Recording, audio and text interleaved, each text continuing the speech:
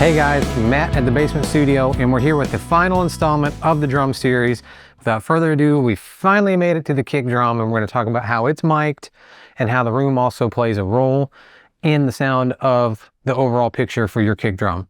And the first thing you'll notice here is I actually have a moving blanket on mine because this particular outside mic that I'm using, I try to reduce as much cymbal bleed as possible, and the moving blanket adds a lot of mass over it, and that's what it takes to isolate sound.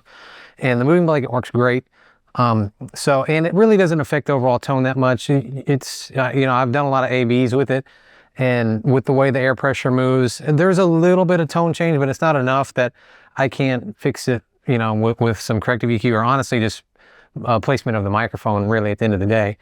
And I run 2 mics on mine. I'm not so much on the sub-kick mics because I have certain other things that I do within my mixing and editing, things like that, to add that. And it's just one less microphone to have to take care of. And honestly, a lot of the sub mics, I don't care for the particular sound of myself for the sub mic sound. So I run a kick in and a kick out, and I do sub stuff and treat it separate within my mix. But I'm running one inside, and I like to keep mine just a few inches in because you don't want it right at the actual sound hole, because there's some of the pressure, the way it can hit the microphone, the way the air moves can make it do some really weird things. And I also don't want to get it in too far. I know anywhere from like halfway into your shell and closer, you can have some weird ringy tones go on in the inside mic whenever you do that. So I just like to keep it in there like 3 to 4 inches, and I have mine off center of the beater. It's pointing at the beater, but like a couple inches off, so it's not directly on it. So you still get a lot of that click sound, but you also get a little more meat of the actual beater head itself, and not so much click. And if you need more click, I just add a little bit in the EQ if I need it, if it's like a really dense rock or country mix or something like that. And then on the outside mic, I like to have it back about 3 to 4 inches as well, because it gets it past that weird little gap of the air pressure where it can do some weird things sometimes. And I'm using an RE20 on the inside, and I'm using a 4033 Audio Technica on the outside. I love the way it sounds on the outside.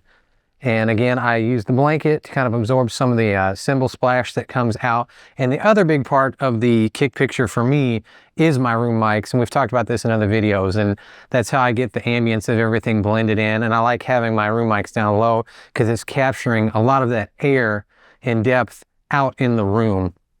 And that's really it for this. And when it comes to tuning the kick, I am a fan of just bringing all the wrinkles out, because really you're going to end up muffling it so much anyways. As long as you get all the wrinkles out of the reso head and the batter head, you're going to have a pretty good sounding kick, as long as you got quality heads on there and your muffling technique's good and your mic placement's good.